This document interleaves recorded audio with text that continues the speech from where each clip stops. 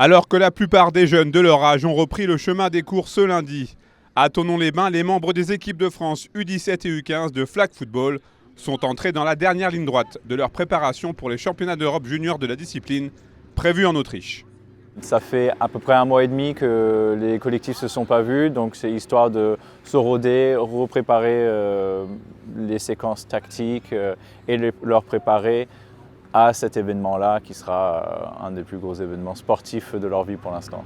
Depuis quelques années, ce sport est en plein essor, comme le prouve son entrée au programme olympique en 2028 à Los Angeles. Certains des joueurs et des joueuses présents sur ces 2 jours de stage représenteront peut-être donc la France dans 3 ans au JO. C'est exactement ce qu'on espère, c'est de commencer déjà à inculquer des valeurs et une certaine hygiène de vie de haut niveau, repérer des talents assez jeunes et proposer un accompagnement pour que si tout se passe bien sur la qualification de l'équipe de France, on retrouve quelques jeunes qui ont commencé à un plus jeune âge avec nous aujourd'hui pour intégrer l'équipe de France senior. Directement inspiré du football américain, le flag football a quasiment les mêmes règles que son grand frère, à la différence qu'il se dispute sans contact et qu'il peut se jouer entre équipes mixtes. Le jeu s'arrêtant en cas d'interception du ballon ou d'arrachage du flag, ces bandes de tissu accrochées à la ceinture des joueurs. J'ai commencé très tôt, moi j'ai commencé à 6 ans et j'ai commencé parce que mes grands frères en faisaient et donc j'ai juste suivi la famille et voilà.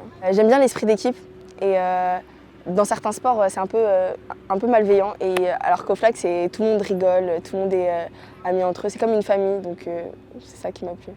Au début c'est mixte, donc entre les garçons et les filles il n'y a pas le même gabarit, donc c'est un peu compliqué. Et comme là je joue qu'avec des filles, c'est mieux. Et pour mettre toutes les chances de son côté, la FFFA, la Fédération française de football américain, a établi son camp de base à Thonon-les-Bains. Et le complexe sportif des Black Panthers, triple champion de France en titre de football américain, qui a beaucoup œuvré pour le développement du flag football en France. C'est une discipline historique même au Black. On a créé la première équipe, je crois, en 1990. Donc ça remonte un petit peu, et alors ça ne se jouait pas comme ça à l'époque, mais bon, la discipline a évolué.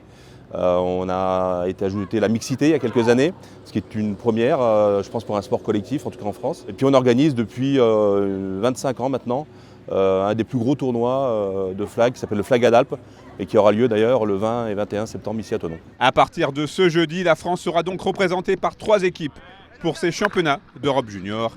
Et les 42 joueurs et joueuses sélectionnés pour la compétition d'Innsbruck sont pleins d'ambition.